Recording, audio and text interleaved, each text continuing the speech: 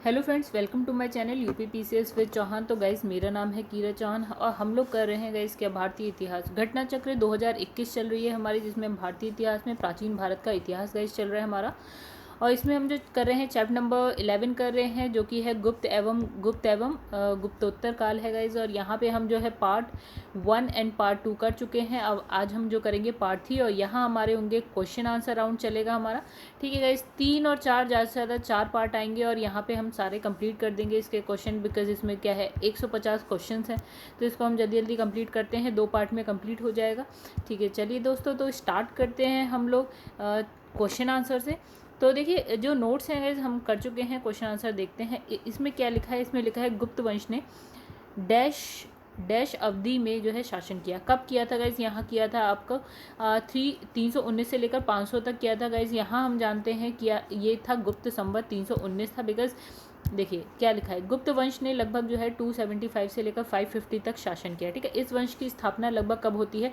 275 में महाराजा कौन करता है? श्रीगुप्त करते हैं। और जो गुप्त वंश का प्रथम जो शक्तिशाली शासक था गाइज, वो कौन था? वो थे चंद्रगुप्त प्रथम। ठीक है, फिर उसके बाद लिखा है कि इनका जो शासनकाल था वो था आपका 319 से, और यही जो है आपका गुप्त संवत भी है, 319 से लेकर 335 तक था। और फिर क्या है कि इसने अपनी महत्ता सूचित करने के लिए अपने पूर्वजों के विपरीत क्या उपाधि धारण करी? चंद्रगुप्त प्रथम की उपाधि थी गाइस, क्या थी? महाराजाधिराज। इंपॉर्टेंट है।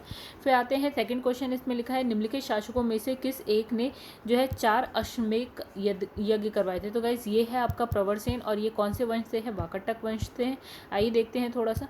लिखा है वाकटक शासक जो है प्रवरसेन प्रथम ने 4 अश्वमेध यज्ञ संपन्न करवाए। ठीक है, और इनके साथ ही उसने क्या करा? अनेक वैदिक यज्ञ भी जो है संपन्न करवाए थे। और इसी वंश के शासक कौन है? प्रवरसेन द्वितीय। ठीक है, तो उनकी रुचि किसमें थी गाइस? साहित्य में थी, और इन्होंने क्या है सेतु बंधु नामक ग्रंथ की रचना की। चलिए आगे बढ़ते हैं। लिखा है भारत का नेपोलियन किसे कहा जाता था? तो गाइस इसका आंसर है डी, यानी कि समुद्रगुप्त को कहा जाता था। हमने जब गुप्त वंश पढ़ा था तो गाइस हमने पढ़ा था चंद्रगुप्त प्रथम। देखिए श्रीगुप्त में तो संस्थापक ही थे श्रीगुप्त, फिर चंद्रगुप्त प्रथम आते हैं, उसके बाद आते हैं समुद्रगुप्त, राइट। तो यहाँ पे क्या लिखा है? इतिहासकार विंसेंट स्मिथ ने अपनी रचना क्या अर्ली हिस्ट्री ऑफ इंडिया में समुद्रगुप्त को की वीरता और विजयों पर क्या है मुग्ध होकर उन्हें क्या कहा है? भारत का नेपोलियन कहा है। ठीक है, किसको कहा गया है? समुद्रगुप्त को कहा गया है। ठीक है, हमने पढ़ा था चंद्रगुप्त प्रथम, फिर हमने पढ़ा था समुद्रगुप्त, फिर हमने पढ़ा था चंद्रगुप्त द्वितीय विक्रमादित्य। ऐसे करके हमने 5 राजाओं के अभी आगे हम देख लेंगे, औरों का नाम आएगा तो। फिर इसमें लिखा है कि प्राचीन भारत का नेपोलियन, सेम क्वेश्चन है गाइज, यहाँ पे रिपीट हो रहा है क्वेश्चन। आगे बढ़ जाते हैं हम लोग। फिर लिखा है निम्नलिखित में से किस गुप्त राजा ने एक अन्य नाम यानी कि देवगुप्त था? मतलब किसका नाम था? देवगुप्त। ठीक है, तो इसका आंसर है आपका गाइस चंद्रगुप्त द्वितीय, यानी कि चंद्रगुप्त द्वितीय विक्रमादित्य हैं, जिनको हम क्या बोलते थे? देवप्रिय भी बोलते थे। देखिए क्या है, विक्रमादित्य हैं, और ये देवगुप्त नाम भी इनका मिलता है, देवराज भी मिलता है, देवश्री, यानी कि जो देव से रिलेटेड जितना भी है वो चंद्रगुप्त द्वितीय में मिलेगा गाइस आपको। ठीक है, फिर लिखा है प्रथम गुप्त शासक जिसने जो है परम भागवत की उपाधि धारण करी। अभी कुछ नया आया है, इसका आंसर है डी, यानी कि हो गया श्रीगुप्त। कौन थे? जिन्होंने गुप्त वंश की स्थापना करी थी, संस्थापक थे। तो इसमें लिखा है कि नालंदा और गया के ताम्रपत्रों के अनुसार, ठीक है, समुद्रगुप्त वह प्रथम गुप्त शासक था जिसने परम भागवत, गाइस यहाँ लिखा है समुद्रगुप्त, ठीक है, की उपाधि धारण की। ज्ञात तो है कि कुछ पुस्तकों में परम भागवत उपाधि के लिए जो पहले शासक थे चंद्रगुप्त द्वितीय बताए गए हैं। फिर लोक सेवा आयोग जो है उसने इस प्रश्न का उत्तर चंद्रगुप्त द्वितीय माना था, परंतु जो विश्वविद्यालय अनुदान आयोग है यानी कि यूजीसी है, उसका आंसर बताया है समुद्रगुप्त। और गाइस यहाँ पे क्या लिखा है हमारा? सॉरी, यहाँ पे है बी, मतलब हो गया आपका समुद्रगुप्त आंसर है। मतलब लोक सेवा आयोग ने चंद्रगुप्त द्वितीय को बताया, ठीक है, लेकिन जो यूजीसी है उन्होंने बताया है समुद्रगुप्त को। चलिए अब नेक्स्ट क्वेश्चन पे आते हैं दोस्तों। तो नेक्स्ट क्वेश्चन है परम भागवत। फिर बताइए, तो इसमें परम भागवत सेम क्वेश्चन है, समुद्रगुप्त हो गया इसका आंसर। तो इसमें लिखा है इलाहाबाद स्तंभ जो है अभिलेख निम्नलिखित में से किस एक से संबंधित है? तो यहाँ पे लिखा है गाइस, यहाँ पे लिखा है कि अशोक से है और समुद्रगुप्त दोनों से ही है। देखते हैं, चलिए आइए इसकी व्याख्या। लिखा है इलाहाबाद का जो अशोक स्तंभ है, स्तंभ अभिलेख समुद्रगुप्त यानी कि 335 से आए थे 375 तक के, तो इनके शासन के बारे में सूचना देता है। और इस स्तंभ पर क्या है? समुद्रगुप्त समुद्रगुप्त के संधि विग्रहिक जो हरिशेन थे, उन्होंने संस्कृत भाषा में क्या लिखी है, प्रशंसात्मक जो है वर्णन प्रस्तुत किया है, जिसको बोला गया है प्रयाग प्रशस्ति। ठीक है, तो इसमें समुद्रगुप्त की विजयों का उल्लेख मिलता है। राइट, तो क्या गाइस यहाँ पे तो कहानी हुई है समुद्रगुप्त की।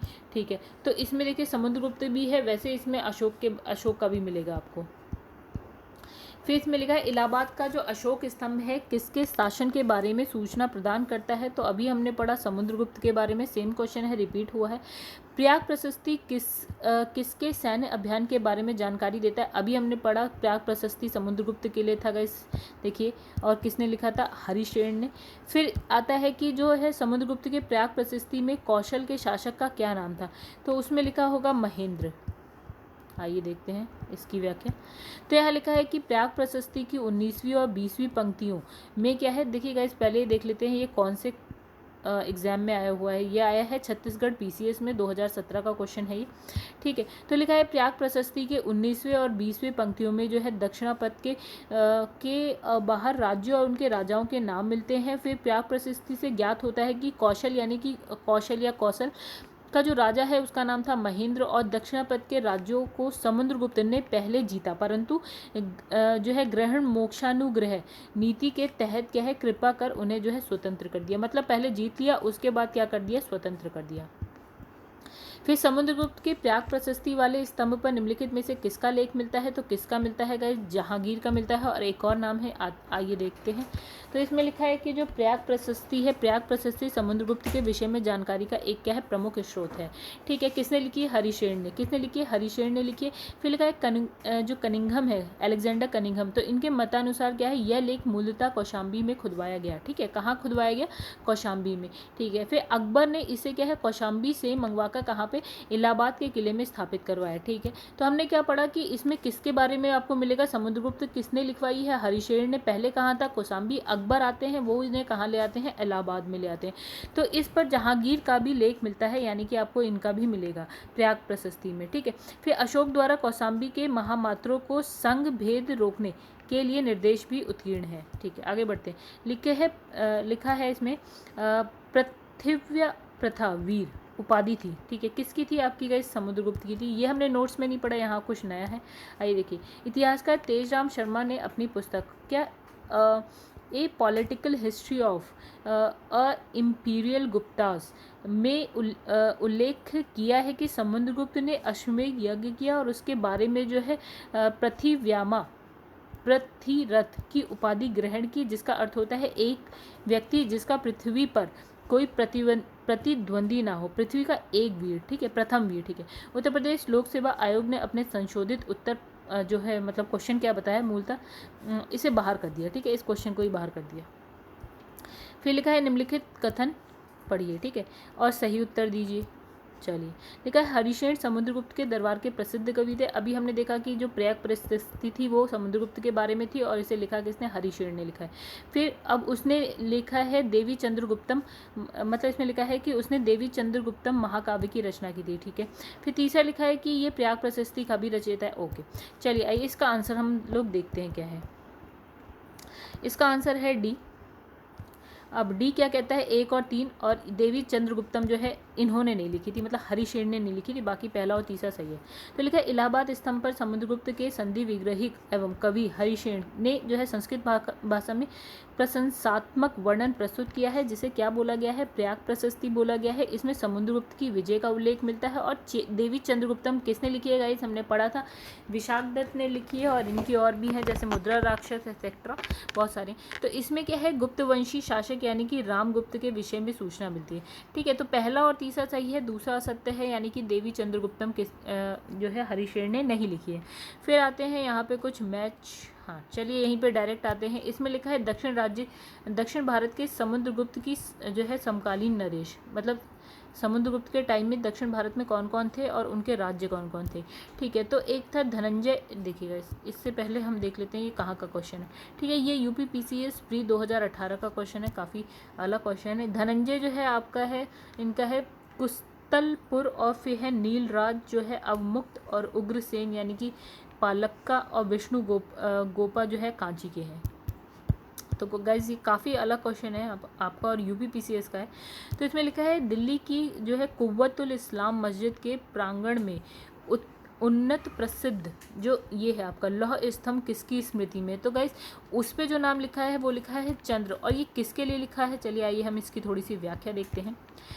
ये मेहरौली स्तंभ की बात कर रहा है जो दिल्ली में कुतुब मीनार के पास है। तो इसमें लिखा है कि दिल्ली में मेहरौली नामक स्थान से क्या है मेहरौली लौह स्तंभ लेख प्राप्त हुआ है जो वर्तमान में कुतुब मीनार के समीप है। उस पर क्या है चंद्र नामक किसी राजा की उपलब्धियों का वर्णन है, जिसका समीकरण गुप्त वंशीय शासक किसके बारे में, चंद्रगुप्त द्वितीय विक्रमादित्य के बारे में और एक मान्यता में किया गया। मतलब चंद्र जो है आपका चंद्रगुप्त द्वितीय विक्रमादित्य के बारे में लिखा गया है, ठीक है, चंद्र नाम लिखा गया है। फिर लिखा है एक मान्यता के अनुसार क्या है लगभग 410 ईस्वी में चंद्रगुप्त द्वितीय विक्रमादित्य के समय में मेहरौली लौह स्तंभ जो है उदयगिरी पहाड़ियों के पास विष्णुगिरी से में स्थित था, ठीक है। मतलब पहले कहाँ था, उदयगिरी पहाड़ी गाइस कहाँ पे है ये देखिएगा, विष्णुगिरी में स्थित था।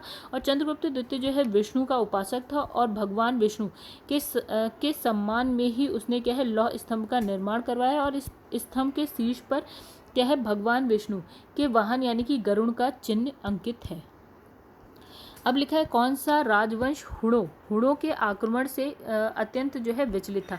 तो गाइज हम गुप्तास में ही पढ़ रहे थे कि हुड़ों का आक्रमण हुआ था, ठीक है। फिर इसमें लिखा है हुड़ों का पहला जो है भारतीय आक्रमण कब हुआ था, स्कंदगुप्त के शासनकाल में हुआ था, ठीक है। स्कंदगुप्त के हाथों से बुरी तरह से वो लोग पराजित हुए और ये आक्रमण एक धावा मात्र रहा और देश के ऊपर इसका कोई तत्कालीन प्रभाव नहीं पड़ा, ठीक है। परोक्ष रूप से इसमें जो है गुप्त साम्राज्य के पतन की गति को क्या कर दिया, तेज कर दिया। मतलब अगर पूछा जाए गुप्त साम्राज्य की जो पतन है उसका एक कारण हुड़ों का आक्रमण भी था, ठीक है। फिर लिखा है गुप्त जो है स्कंदगुप्त की मृत्यु के बाद जो है 5वीं शताब्दी ईसा पूर्व के अंत और 6ठी शताब्दी ईसा पूर्व के प्रारंभ में उत्तर पश्चिम के कई क्षेत्रों पर हुड़ों ने कब्जा कर लिया था, ठीक है।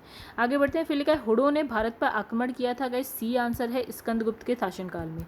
आगे बढ़ते हैं। फिर लिखा है निम्नलिखित में से किस गुप्त शासक ने हुड़ों पर विजय प्राप्त करी थी। तो अभी हमने पढ़ा कौन है, स्कंदगुप्त है। आइए नेक्स्ट क्वेश्चन देखते हैं हम लोग। फिर लिखा है गुप्त सम्राट जिसने हुड़ों को पराजित किया था, सेम क्वेश्चन है दोस्तों। इसमें से किस गुप्त शासक ने जो है हुड़ों को पराजित किया था। फिर आगे बढ़ते हैं, किस अभिलेख से ज्ञात होता है कि स्कंदगुप्त ने हुड़ों को पराजित किया था। आइए व्याख्या देखते हैं। इसने कहा कि जो स्कंदगुप्त है उसने हुड़ों को पराजित किया था, ये किस अभिलेख में लिखा है। तो उत्तर प्रदेश के गाजीपुर जिले में क्या है सैदपुर तहसील में भीतरी नामक स्थान में क्या है मिलता है आपको भीतरी स्तंभलेख, यानी कि किस में लिखा है, भीतरी स्तंभलेख में लिखा है। और उसने पुष्यमित्रों और हुड़ों के साथ जो है स्कंदगुप्त के युद्ध का वर्णन किया है, यानी खाली हुड़ों के लिए नहीं है, पुष्यमित्र और हुड़ दोनों के साथ स्कंदगुप्त का जो युद्ध हुआ है वो आपको कहाँ मिलेगा, इसका उल्लेख भीतरी स्तंभलेख में मिलेगा। उल्लेखनीय है कि हुड़ों का जो पहला भारतीय आक्रमण जो है गुप्त सम्राट स्कंदगुप्त के शासनकाल में हुआ, जिसमें से जो स्कंदगुप्त से बुरी तरह से पराजित हुए वो हुड़, ठीक है। अब लिखा है कि गुप्त साम्राज्य के पतन के विभिन्न कारण थे, क्या थे। देखो एक तो बोला गया कि भैया हुड़ों का आक्रमण, अच्छा इसमें से कौन सा नहीं है ये बताओ। हुड़ों का आक्रमण एक माना जाता है कारण, प्रशासन का सामंती ढांचा ये भी एक कारण माना जाता है। फिर जो उत्तरवर्ती गुप्त थे उन्होंने क्या करा था, बौद्ध धर्म को स्वीकार कर लिया था। इसकी वजह से भी जो है गुप्तास यानी कि गुप्त वंश का जो है पतन होना शुरू हो गया था। तो ये अरबों का आक्रमण इसका कारण नहीं माना जाता, बाकी 4 हैं। इसका व्याख्या आप गाइस देखिए, इसमें कुछ नहीं है। अब आते हैं आगे। इसमें लिखा है शक विजेता किसे कहा। हमने पढ़ा था कि एक को शकारी भी बोला गया है, ठीक है। एक को बोला गया है शकारी क्योंकि उसने शकों पर विजय प्राप्त करी, तो वो थे आपके चंद्रगुप्त द्वितीय विक्रमादित्य। आइए देखते हैं। इसमें लिखा है गुप्त सम्राट चंद्रगुप्त द्वितीय विक्रमादित्य को शक विजेता कहा जाता है। पश्चिम भारत के अंतिम शासक कौन है, अंतिम शक राजा यानी कि रुद्र सिंह तृतीय, नाम याद रखिएगा गाइस, को क्या है चंद्रगुप्त द्वितीय विक्रमादित्य ने 5वीं शताब्दी के प्रथम दशक में क्या है परास्त कर पश्चिमी भारत में शक सत्ता का उन्मूलन कर दिया, ठीक है। शकों को हराने के कारण चंद्रगुप्त जो विक्रमादित्य हैं उन्होंने एक अन्य उपाधि इन्हें मिली, क्या है शकारी, ठीक है। और इस उपलक्ष्य में उन्होंने क्या किया, चांदी के सिक्के भी चलवाए थे। ओके दोस्तों आगे बढ़ते हैं। लिखा है रजत सिक्के जारी करने वाला प्रथम गुप्त शासक था।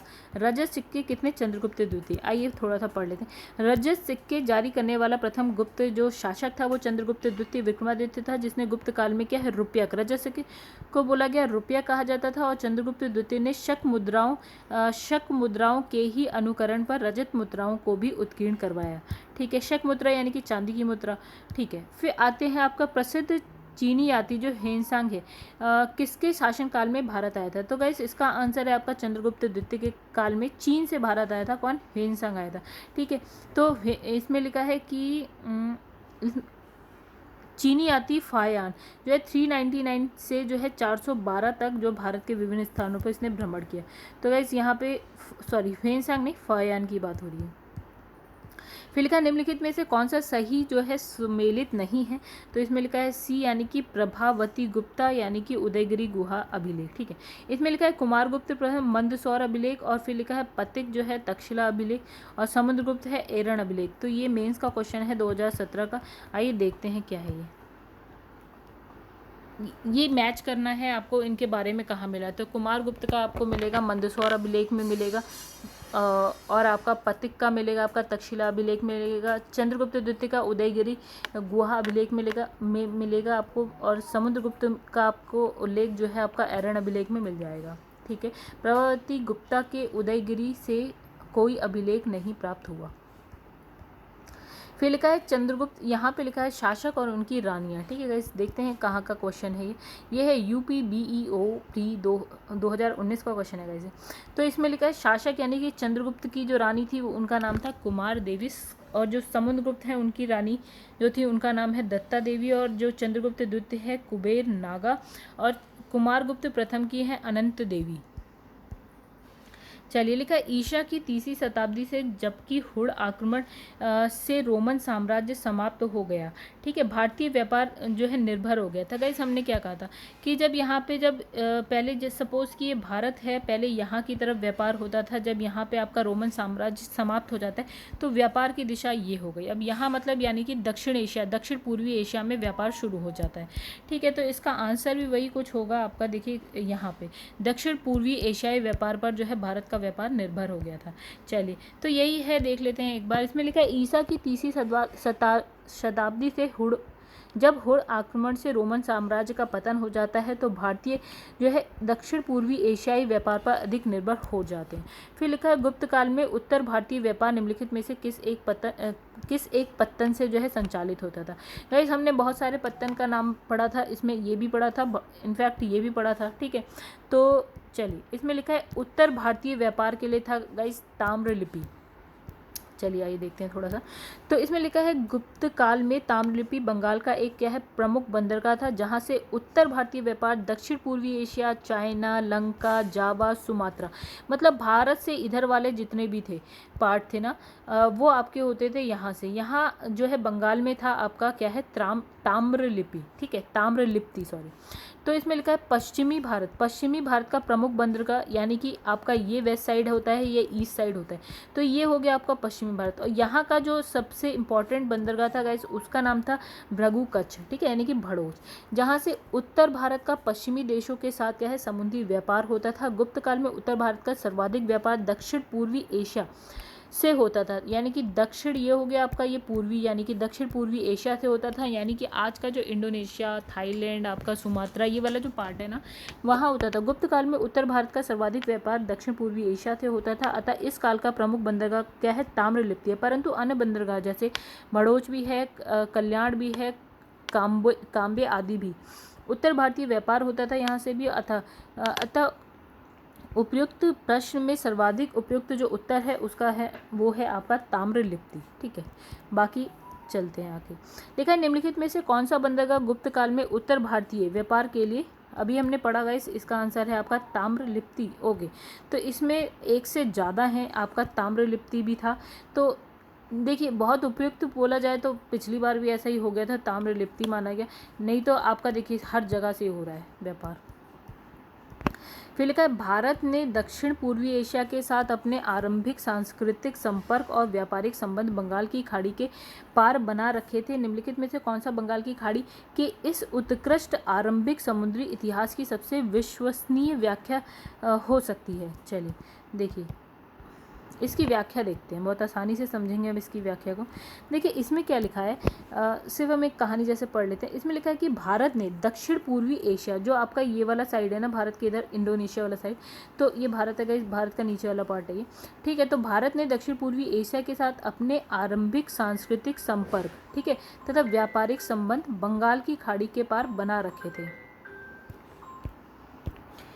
तो इसमें लिखा है इसका जो प्रमुख कारण क्या था, इसका मतलब जो भारत के संबंध थे ना वो कहाँ थे, दक्षिण पूर्वी एशिया में थे, बंगाल की खाड़ी के पार थे, ठीक है। इसका जो कारण था, उसका कारण ये था कि बंगाल की खाड़ी में चलने वाली जो मानसूनी हवाएं, उनके द्वारा समुद्री यात्रा का सुगम हो जाना था।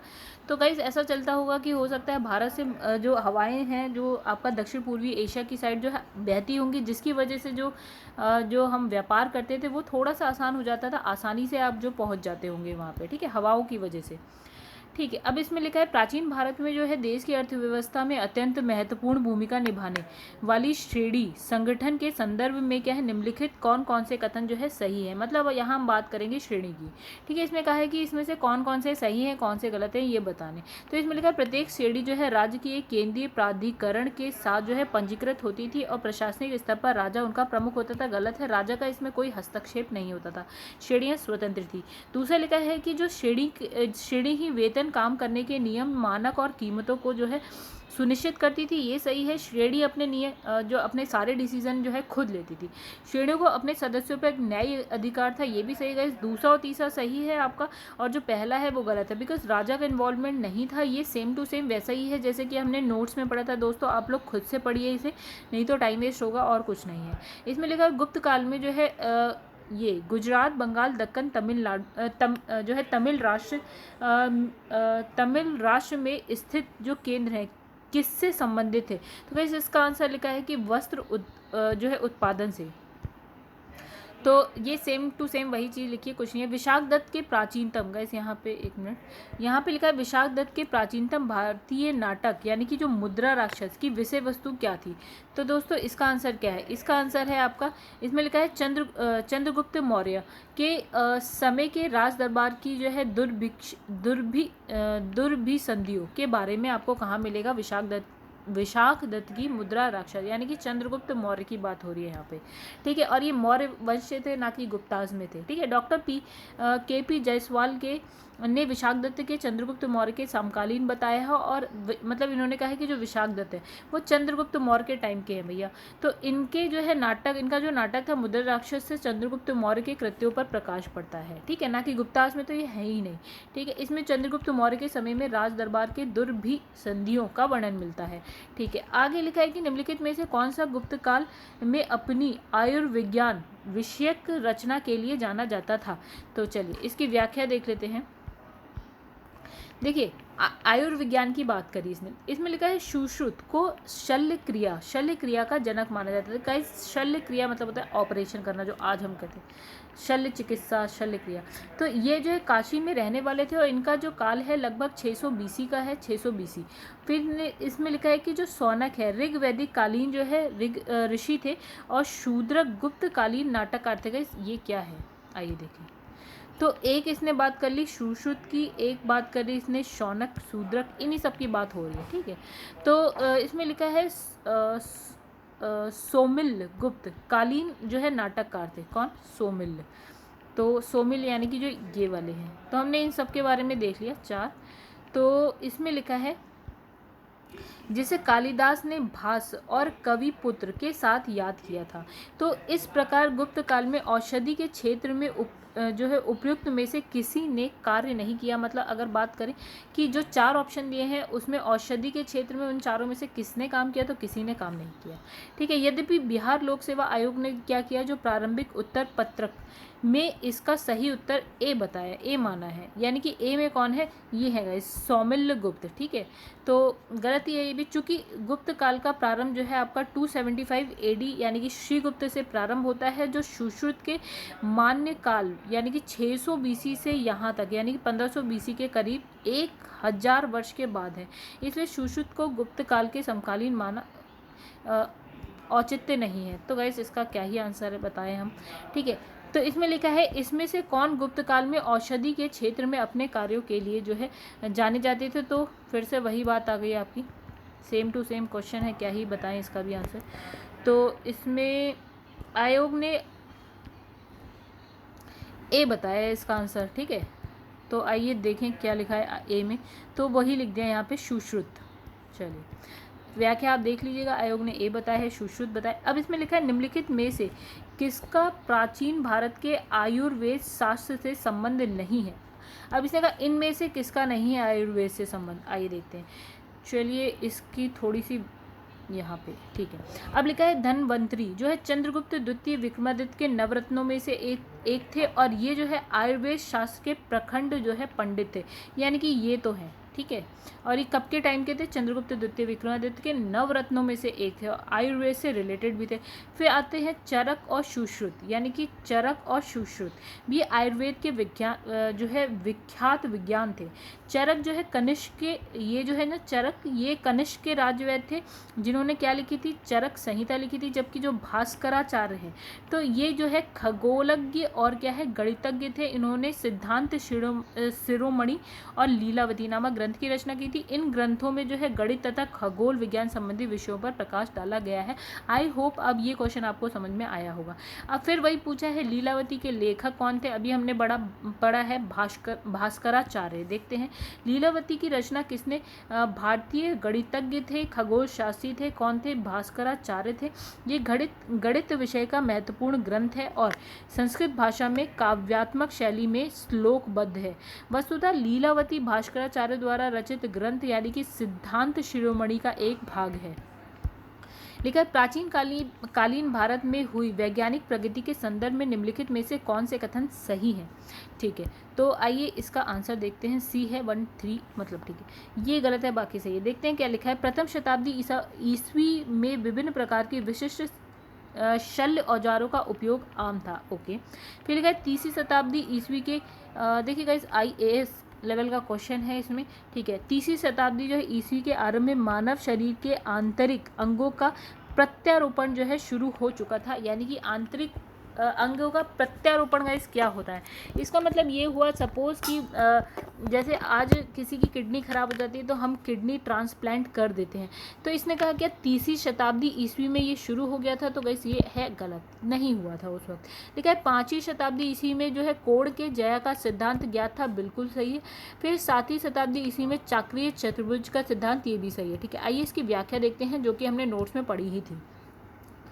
प्राचीन काल में वैज्ञानिक प्रगति के संदर्भ में उल्लेखनीय रहा है प्राचीन काल, ठीक है। तो इस काल में जो है प्रथम शताब्दी ईस्वी में शल्य क्रिया में काम आने वाले विभिन्न जो उपकरण थे उनका प्रयोग होता था, ठीक है। किंतु उस काल में या उसके बाद जो है प्रत्यारोपण संभव नहीं था, जो हम कहते हैं ना ट्रांसप्लांट, किडनी ट्रांसप्लांट हो जाता है आज, अगर किसी का हृदय या कुछ और भी पार्ट जो है गड़बड़ होता है उसको चेंज कर दिया जाता है, तो ऐसा नहीं था, ठीक है। फिर लिखा है गुप्त काल में गणित के क्षेत्र में उल्लेखनीय प्रगति हुई है। 5वीं शताब्दी में भारत में जो ट्रिग्नोमेट्री है यानी कि त्रिकोणमिति है, उसमें आपने साइन, कोसाइन और इनवर्स साइन के सिद्धांत मतलब ये आ गया था, ज्ञात हो गया था। फिर लिखा है सूर्य सिद्धांत और जो है आर्यभट्टियम से इसका उल्लेख मिलता है। और 7वीं शताब्दी में क्या है ब्रह्मगुप्त द्वारा क्या है चक्रीय चतुर्भुज के सिद्धांत का वर्णन मिलता है, यानी कि ये सारा का सारा नोट्स में था, सेम टू सेम है, ठीक है। अब लिखा है भारतीय यात्रा के में जो है फायान ने एक जो है अस्पताल का उल्लेख किया है और ये है स्थित है, कहाँ है गाइस, ये है स्थित है, ये कहाँ है स्थित है, पाटलिपुत्र में चंडीगढ़। PCS का क्वेश्चन है 2019 का है। इसमें लिखा है कि जो चीनी यात्री है फायान गुप्त काल में भारत आया था, उसने उल्लेख किया कि पाटलिपुत्र नगर में धनिकों ने एक बड़े अस्पताल की स्थापना की है, जहां निर्धनों को निःशुल्क यानी कि फ्री में क्या दवाएं भोजन उपलब्ध कराया जाता है, और ये जो है देश भर में रोगियों के इलाज के लिए आते हैं, मतलब लोग जो है देश भर से रोगियों के इलाज के लिए यहाँ पे आते हैं। चंद्रगुप्त के 9 रत्नों में से निम्न में से कौन सा ज्योतिषी से संबंधित था, मतलब ज्योतिषी से संबंधित इन सब में से कौन था, तो उनका नाम था शप्रक। आइए देखते हैं चंद्रगुप्त द्वितीय विक्रमादित्य के कुशल शासन की प्रशंसा चीनी यात्री फायान ने भी की है, ठीक है। उनके नवरत्नों की प्रसिद्धि सर्वकालिक थी, ठीक है। नवरत्नों के सर्वश्रेष्ठ महाकवि कौन थे, कालिदास थे, और शप्रक कौन थे, उनके ज्योतिषी थे। तो कालिदास किसके शासनकाल में थे? चंद्रगुप्त द्वितीय विक्रमादित्य के। इसमें से किसने जो है पहली बार यह व्याख्या की कि जो पृथ्वी की अपने धुरी पर घूमने के कारण क्या है, प्रतिदिन जो है सूर्योदय या सूर्यास्त होता है। तो गाइस ये किसने करी है? ये भारत में ही कही गई थी। सबसे पहले किसने करी थी? आर्यभट्ट के द्वारा की गई थी। चलिए आगे बढ़ते हैं। इसमें लिखा है आर्यभट्ट गुप्त काल के प्रसिद्ध गणितज्ञ थे। और इनने क्या लिखा था? इन्होंने लिखा था, आर्यभट्ट लिखा था। और इन्होंने गणित के विविध नियमों का प्रतिपादन किया था। सर्वप्रथम यह खोज की कि पृथ्वी जो है अपनी जो है धुरी के चारों ओर जो है परिभ्रमण करती है। मतलब इन्होंने क्या बताया कि सूर्य के चारों तरफ और अपनी ही धुरी के चारों तरफ ये क्या है, पृथ्वी परिभ्रमण और परिक्रमण का इन्होंने बताया था। फिर लिखा है अधोलिखित में से कौन गुप्तकालीन स्वर्ण मुद्रा है? तो उस वक्त कौन सी थी गाइस? उसका नाम, जो स्वर्ण मुद्राएं थी उसको बोला जाता था आपका दीनार।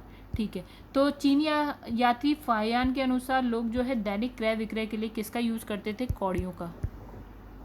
फिर लिखा है गुप्त स्वर्ण मुद्रा को कहा जाता था, अभी हमने पढ़ लिया दिनार। तो गुप्तकालीन जो रजत मुद्रा है गाइस, उसको हम क्या बोलते थे? रूपक बोलते थे। ये हमने कब देखा? जब हमने पढ़ा था चंद्रगुप्त द्वितीय विक्रमादित्य। तो लिखा है गुप्त शासक के सिक्के जो है कहाँ कहाँ मिले? उत्तर प्रदेश में मिले, बिहार, बंगाल, मध्य प्रदेश, राजस्थान, उड़ीसा में पाए गए। ठीक है, सिक्कों का जो सबसे प्रसिद्ध जो है प्राप्ति स्थल है गाइस, कौन सा था? राजस्थान का बरहुद बयाना था। और इसके द्वारा जारी किए गए चांदी के जो सिक्के थे उसको क्या बोला गया? रुपये कहते थे। और जो सोने के सिक्के थे उसको क्या बोलते थे? दीनार बोलते थे। फिर लिखा है निम्नलिखित में से किस गुप्त शासक ने सर्वप्रथम सिक्के जारी किए थे? तो गाइस किसने किए थे?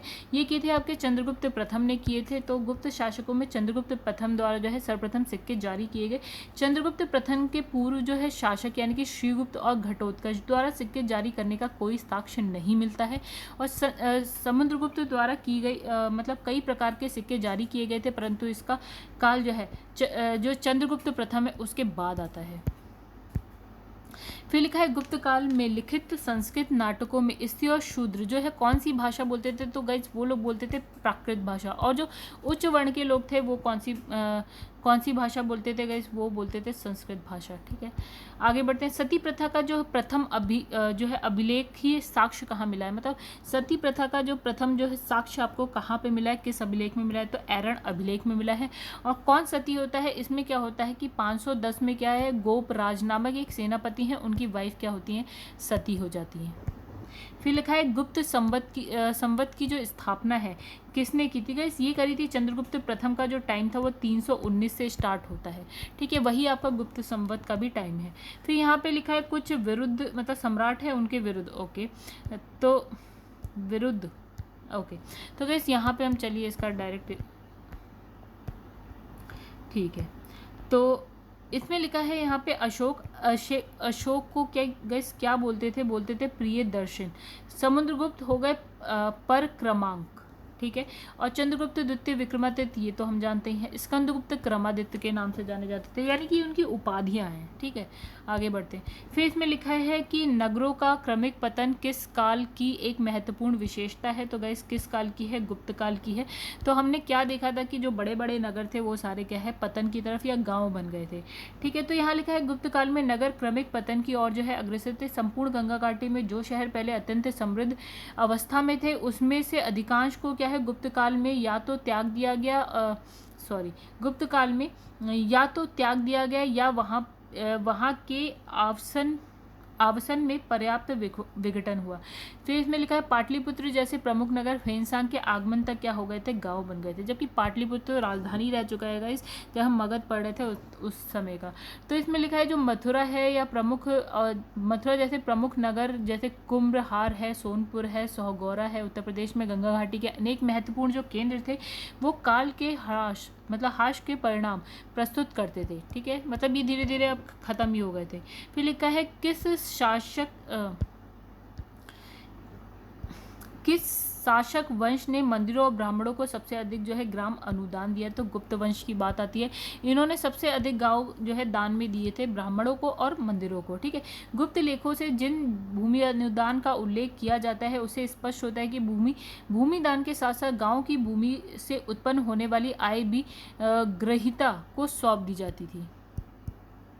फिर लिखा है प्राचीन भारत में किस वंश का शासनकाल जो है स्वर्ण युग के नाम से जाना जाता है? तो गुप्त काल को स्वर्ण युग बोला गया। ठीक है, तो इसमें लिखा है कि जो आपके गुप्त काल को इतिहासकारों ने भारत का स्वर्ण युग कहा है और इस काल को क्लासिकल एज या भारत का पेरिक्लीन युग भी कहा गया है। और जिस विशेषताओं के कारण गुप्त काल को स्वर्ण युग कहा गया था वे इस प्रकार हैं। क्या महान सम्राटों का जो है ये काल था, श्रेष्ठ शासन की वजह से, और फिर आर्थिक समृद्धि थी, मतलब पैसा अच्छा खासा होगा, धार्मिक सहिष्णुता थी, यानी कि किसी भी और धर्म के लिए किसी के मन में बैर नहीं था, और भारतीय संस्कृति के प्रचार का काल था, भारतीय संस्कृति का प्रचार हुआ होगा, साहित्य विज्ञान कला का भी अच्छा खासा यहाँ पे क्या हुआ, विकास हुआ होगा। तो लिखा है निम्नलिखित में से किस काल में स्त्रियों को पुरुष से बराबरी थी, स्त्रियों की पुरुष से बराबरी थी। तो गाइस ये आ गया, इसमें से कोई नहीं। ओके, आइए देखते हैं इसमें कौन कौन से नाम लिखे हैं। वैसे गुप्त है, मौर्य है और चोल है। देखिए गाइस स्त्रियों की दशा तो वैदिक काल के बाद से ना खराब ही होने लगी थी। तो इसमें लिखा है ऋग वैदिक काल को छोड़ के जो प्राचीन भारतीय इतिहास में स्त्रियों की दशा की स्थिति कभी अच्छी नहीं रही। देखिए ऋग वैदिक काल में के बाद जब उत्तर वैदिक काल में आते हैं, यानी वैदिक काल के बाद से ही खराब होने लगती है। ऋग वैदिक काल में ठीक ठाक रही, उसके बाद तो एकदम खराब। ठीक है, गुप्त, मौर्य, चोल काल में स्त्रियों की स्थिति से संबंधित कुछ जो है समिति प्रसंगों को छोड़कर उसकी जो है दयनीय स्थिति का ही साक्ष्य मिलता है, और स्त्रियों की पुरुष से बराबरी किसी काल में नहीं मानी जा सकती। फिर का गुप्त युग में भूमि जो है राजस्व की दर क्या थी। ठीक है, उपज का छठा भाग, मतलब जो है राजस्व लिया जाता था, भू राजस्व, वो जो भी उपज होती थी उसका 1/6 भाग ले लिया जाता था। ठीक है, यानी ये अच्छा खासा अमाउंट है। तो इसमें लिखा है गुप्त काल में जो लोग जो है राजकीय भूमि पर कृषि करते थे वे अपनी उपज का 1 भाग जो है राजा को कर के रूप में देना पड़ता था, और सामान्यतः जो है षष्ठांश तक देते थे। गुप्त अभिलेखों में भूमि कर को जो है क्या बोला गया है, ये इंपॉर्टेंट है गाइस, क्या बोला गया है, उद्रंग और भाग कर बोला गया है। ठीक है, लिखा है धर्मशास्त्रों में भू राजस्व की दर 1/6 है। ठीक है, हिंदू विधि द्वारा मान्य कर कितना था गाइस, छठा भाग था।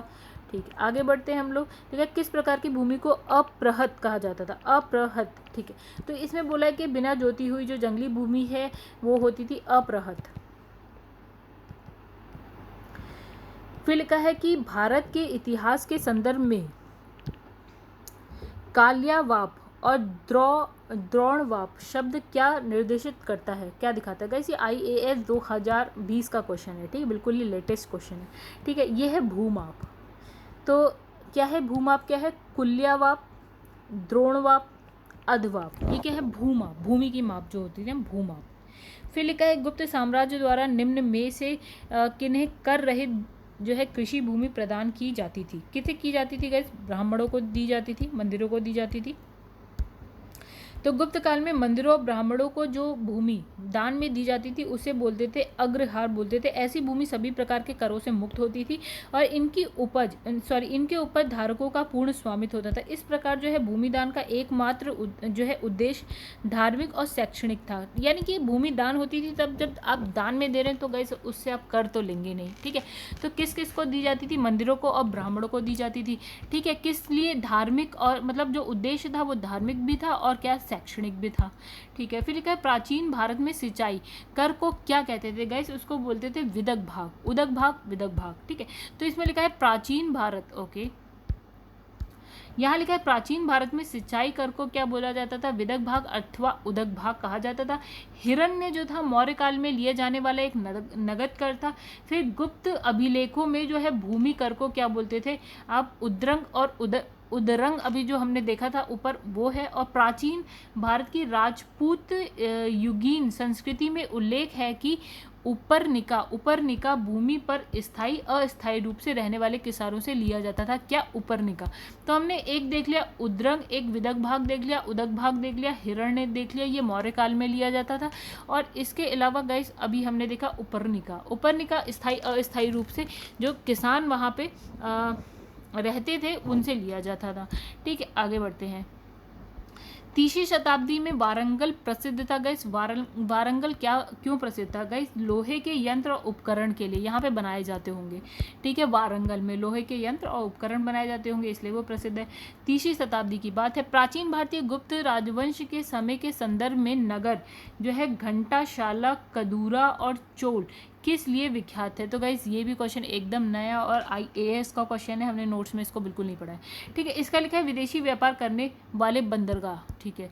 तो ये क्या है, विदेशी व्यापार करने वाले बंदरगाह घंटाशाल, कदूरा, चोल। तो यही इसकी व्याख्या में लिखा है, देखते हैं क्या लिखा है। घंटाशाल, कदूरा, चोल गुप्त काल में बड़े बंदरगाह शहर थे और जहाँ से विदेशों से व्यापार किया जाता था। घंटाशाल एवं कदूरा जो है जहाँ पूर्वी तटीय शहर थे, वहीं चोल जो है पश्चिमी तटीय, मतलब ये दोनों जो थे ये वाले घंटाशाल और कदूरा पूरब की साइड थे, पूर्वी तट पे थे, ठीक है। और जो चोल है वो आपका पश्चिमी तट पे था।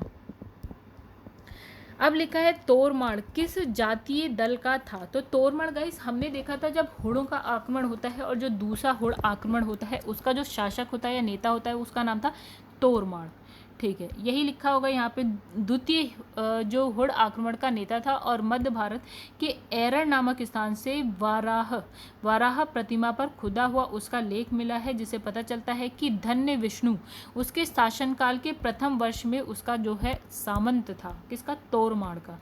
निम्नलिखित में से किसने हुड़ शासक जो है मिहिर कुल को पराजित किया था। तो गाइज ये सब हम नोट्स में पढ़ चुके हैं। तो ये जो है किसने पराजित किया था, वो क्या था, यशोधर्मन ने किया था। तो चीनी यात्री थे ह्वेनसांग और मंदसौर। लेख के साक्ष्य से ज्ञात होता है कि सर्वप्रथम गुप्त नरेश नरसिंह गुप्त, बालादित्य और तत्पश्चात मालव नरेश यशोधर्मन द्वारा जो है मिहिर कुल को बुरी तरह से पराजित किया गया था। फिर लिखा है चीनी तीर्थ यात्री जिसने 6ठी शताब्दी में भारत दर्शन किए। तो गाइस उसका नाम था आपका सुंगयुंग था। और ये झारखंड PCS का क्वेश्चन है गाइस, ठीक है, क्योंकि हमने सुंगयुंग तो नाम ही नहीं सुना। तो चीनी यात्री सुंगयुंग 815 में भारत आया और उसने अपनी 3 वर्ष की यात्रा में बौद्ध धर्म की जो है प्रतियां एकत्रित की। चलिए थोड़ा सा और बचा है अभी इस वीडियो के लिए गाइस, देख लेते हैं।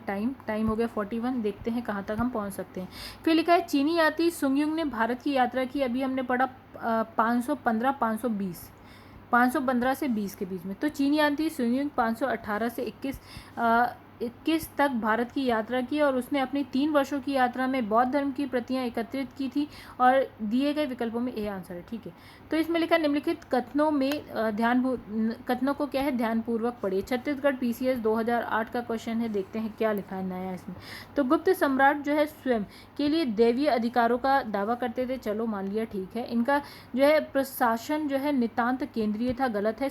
इनका था संघात्मक था और इन्होंने भूमिदान की परंपरा को विस्तारित किया, ठीक है, ये भी मान लेते हैं सही है, यानी कि दूसरा गलत है, पहला तीसरा सही है, ठीक है। वही चीज़ यहाँ लिखी है। गुप्त साम्राज्य की जो शासन व्यवस्था है राजतंत्रात्मक थी और मौर्य शासकों के विपरीत जो है गुप्त वंशीय अपनी देवी उत्पत्ति में विश्वास करते थे। गुप्त शासकों में एक हो गया आपका सही, ठीक है। तो गुप्त शासकों ने भूमिदान की परंपरा को विस्तृत किया था, बिल्कुल सही है, तीसरा सही है। गुप्त प्रशासन का जो स्वरूप है केंद्रीकृत ना होकर क्या था, संघात्मक था। और गुप्त राजा अनेक छोटे राज्यों का राजा था और होता था, ठीक है। सामंत और प्रांतीय शासक अपने अपने क्षेत्रों में नितांत स्वतंत्रता का अनुभव करते थे, इसलिए इसने कहा पहला तीसरा सही है, दूसरा गलत है। गुप्त काल के दौरान भारत में जो है बलात् श्रम के संदर्भ में निम्नलिखित में से कौन सा कथन सही है। चलिए इसका डायरेक्ट आंसर देखते हैं हम, क्या है, ए है। तो लिखा है इसे राज्य के लिए आय का एक स्रोत जनता द्वारा दिए जाने वाला एक क्या है, एक प्रकार का कर माना जाता था। क्या है, बलाश्रम यानी कि विशिष्ट, ठीक है, जनता द्वारा एक कर था। तो चंद्रगुप्त द्वितीय के उदयगिरी गुहा लेख प्रभावती गुप्ता के क्या है, रिद्धपुर अभिलेख समेत अनेक गुप्तकालीन अभिलेखों में विशिष्ट यानी कि बैगार यानी कि बलाश्रम को अन्य करों के साथ रखा गया है। यद्यपि बैगार प्रथा का प्रमाण जो है मौर्य युग से ही मिलता है, किंतु गुप्त काल में जो है वह विभिन्न अवसरों पर राजा द्वारा प्राप्त किए जाने वाला एक कर का एक रूप बन गया था। इसके तहत जो है मजदूर, शिल्प या कृषकों को अनिवार्य रूप से राजा या राज्य के लिए श्रम करना होता था। बलाश्रम गाइस ये क्या होता है, जैसे कि आप कहीं जाके काम करो और उसके बदले में आपको पैसा भी ना मिले, ठीक है, जिसके बदले में उन्हें कोई भुगतान नहीं दिया जाता था। तो ये प्रथा मध्य प्रदेश और काठियावाड़ जो है आपको गुजरात में मिलेगा, मध्य प्रदेश हम जानते ही हैं, ठीक है। तो में सबसे ज़्यादा प्रचलित था बैगार की। यह प्रथा पीढ़ी दर पीढ़ी चलती रही, किंतु इससे ज्येष्ठ उत्तराधिकार जैसा नहीं था, यह सभी श्रमिकों पर लागू होता था। कहा जाता है कि शतरंज का खेल कहाँ से स्टार्ट हुआ था गाइस, इंडिया से ही स्टार्ट हुआ था, और इंडिया से इसे बोला जाता था उस टाइम, महाभारत में इसे चतुरंग बोला जाता था। इंडिया से ईरान जाता है और ईरान के बाद ये जाता है यूरोप। फिर लिखा है शूद्रक द्वारा लिखित जो है प्रसिद्ध भारतीय पुस्तक जो है मृच्छकटिकम, ठीक है, का विषय था गाइस। इसमें एक स्टोरी भी है, आइए देखते हैं। तो इसमें एक तो है इसमें, हाँ, तो इसमें एक धनी व्यापारी है और एक गणिका की पुत्री है, ठीक है, उनकी प्रेम कथा यानी कि लव स्टोरी की बात कही गई है। आइए देखते हैं क्या इसमें लिखी है वो स्टोरी। तो इसमें लिखा है सांख्य, ओके बस कुछ गड़बड़ है क्या यहाँ पे, चलिए, हाँ, तो ये रहा वो इसकी व्याख्या, हम थोड़ा पीछे चले गए थे। तो इसमें लिखा चंद्रगुप्त द्वितीय के उदयगिरी लहु जो है गुहा लेख प्रभावती, ओके ये तो हम पढ़ चुके हैं गाइस, एक मिनट गाइस। तो यहाँ है इसकी व्याख्या, लिखा है शूद्रक कृत मृग कटिकम नामक जो है रचना से गुप्तकालीन शासन व्यवस्था एवं जो है नगर जीवन के विषय में आपको सामग्री मिलती है, मतलब उल्लेख मिलता है, और इससे क्या है तत्कालीन समाज में होने वाली जो है परिवर्तनों पर प्रकाश पड़ता है। और इससे पता चलता है कि उज्जैनी में कुछ शूद्र अधिकारी थे, अब उन्हें महाकाव्य एवं पुराणों के श्रवण का अधिकार भी मिल गया है। वस्तुतः इस ग्रंथ में चारुदत्त नामक एक ब्राह्मण थे और ब्राह्मण सार्थवाह और उनकी एक गणिका है, गणिका उनकी पुत्री जिसका नाम है वसंत सेन, उनकी प्रेम कथा भी मिलती है। तो यही था आपका आंसर। फिर लिखा है प्राचीन सांख्य दर्शन में किसका महत्वपूर्ण योगदान है। गाइस सांख्य दर्शन किसके लिए था, हमने पढ़ा था कपिल के लिए। 6 दर्शन थे उसमें, सबसे पहले हमने पढ़ा था सांख्य किसके द्वारा है प्रतिपादित है, कपिल द्वारा, ठीक है। तो सांख्य दर्शन भारतीय दर्शन जो है प्राचीनतम संप्रदाय में जो है परिगणित है। तो महर्षि कपिल को सांख्य दर्शन का क्या बोला गया है, प्रतिष्ठापक आचार्य माना जाता है, और इन्होंने क्या लिखा है, सांख्य सूत्र नामक जो है ग्रंथ है उसकी रचना करी है। कपिल मुनि द्वारा प्रतिपादित जो दर्शन, तो गाइस अभी हमने देखा सांख्य दर्शन। फिर आता है सांख्य दर्शन प्रतिपादित किया गया, ठीक है, कब, किसके द्वारा, कपिल द्वारा। फिर लिखा है भारत में दार्शनिक विचारों के इतिहास के संबंध में सांख्य संप्रदाय से संबंधित निम्नलिखित कथनों पर विचार करिए। तो इसका आंसर देख लेते हैं, इसका आंसर है बी यानी कि केवल 2। सांख्य की मान्यता है कि आत्मज्ञान ही मोक्ष की ओर ले जाता है, ना कि कोई ब्रह्म प्रभाव या फिर कारक, ये इसका आंसर है गाइस। चलिए आइए देखें व्याख्या क्या है, वही चीज़ लिखी है इसमें कुछ, आइए देख लेते हैं एक बार। तो इसमें लिखा है सांख्य पुनर्जन्म और आत्मा के आवागमन के सिद्धांत को स्वीकार करता है, और सांख्य दर्शन में जो है अज्ञानता को दुख का कारण बताया गया, और इसको जो सॉल्व करना है, अगर आपको ये दुख खत्म करना है तो उसके लिए एकमात्र उपाय क्या है गाइस, उसके लिए ज्ञान ही है। देखिए लिखा होगा दुखों, मतलब इसने कहा कि सांख्य दर्शन में अज्ञानता को दुख का कारण तथा विवेक ज्ञान, देखिए विवेक ज्ञान को इसके मुक्ति का एकमात्र क्या है उपाय बताया गया है। फिर इसमें लिखा है जो कपिल है सांख्य पद्धति से सबसे पुरानी प्रणेता है, ओके। कपिल यह बताते हैं कि किसी व्यक्ति को जीवन प्रकृति की शक्तियों द्वारा गढ़ा जाता है, किसी देवी सत्ता द्वारा नहीं, ठीक है। तो इसमें हम देखते हैं इसका आंसर क्या है। तो दोस्तों इसका आंसर है ए देखते हैं, आइए क्या लिखा है यहाँ पे। ए में लिखा है कि कथन 1 और जो कथन 2 है दोनों ही सही है। चलिए तो इसमें लिखा है महर्षि कपिल जो है सांख्य दर्शन के प्रणेता है, और सांख्य दर्शन के अनुसार जीवन प्रकृति की शक्तियों द्वारा निर्मित और संचालित होता है। यानी कि जो प्रकृति की शक्तियां हैं वही जो जीवन को क्या करती है, निर्मित करती हैं, यानी कि बनाने का काम करती हैं और संचालित भी करती हैं। तो ये दर्शन जो है युक्ति युक्त चिंतन और तर्क में विश्वास करता है, चिंतन में भी और तर्क में भी। फिर जो योग दर्शन है, तो गाइस योग के बारे में तो हम पूरी दुनिया आज जानती है, जो है पतंजलि द्वारा प्रतिपादित है। फिर लिखा है महर्षि पतंजलि को योग दर्शन का क्या है, प्रतिस्थापक आचार्य माना जाता है। यद्यपि भारतीय परंपरा में योग साधना का इतिहास अत्यंत प्राचीन है। उपनिषद, महाभारत, भगवद गीता, जैन, बौद्ध मत में योग संबंधी क्रियाओं का विवेचन मतलब प्राप्त होता है। यद्यपि सर्वप्रथम महर्षि पतंजलि ने ही सुसंबद्ध दार्शनिक सिद्धांत के रूप में योग का विवेचन किया, इसलिए इसे पतंजलि दर्शन भी कहा जाता है, ठीक है। तो नेक्स्ट क्वेश्चन है गाइस, उसमें लिखा है योग के आविष्कारक थे। सेम टू सेम क्वेश्चन है गाइस यहाँ पे, ठीक है। तो दोस्तों यहीं पे रुक जाते हैं। 80 क्वेश्चन हो गए हैं, अप्रॉक्स 100 अभी तो 140 के आसपास शायद क्वेश्चन है। तो दोस्तों बाकी के क्वेश्चन हम ले आते हैं पार्ट 4 में। पार्ट 3 में हमने 80 क्वेश्चन कंप्लीट कर लिए। ठीक है दोस्तों, तो आगे मिलते हैं, बिकॉज एक पार्ट तो बन ही जाएगा, बिकॉज अभी हमारे इतने सारे क्वेश्चन इसमें कंप्लीट नहीं हो पाएंगे। तो दोस्तों अगर आपको वीडियो पसंद आती है तो प्लीज़ इसे लाइक करिए और मेरी वीडियो को सब्सक्राइब और शेयर करना ना भूलें। तो मिलते हैं दोस्तों नेक्स्ट वीडियो में, जो कि इसी के आगे का होगा। नेक्स्ट पार्ट जो होगा उसमें हम कंप्लीट कर लेंगे पूरा गुप्त और गुप्तोत्तर, फिर आगे हम नेक्स्ट जो है चैप्टर है वो देखेंगे। तो तब तक के लिए धन्यवाद फ्रेंड।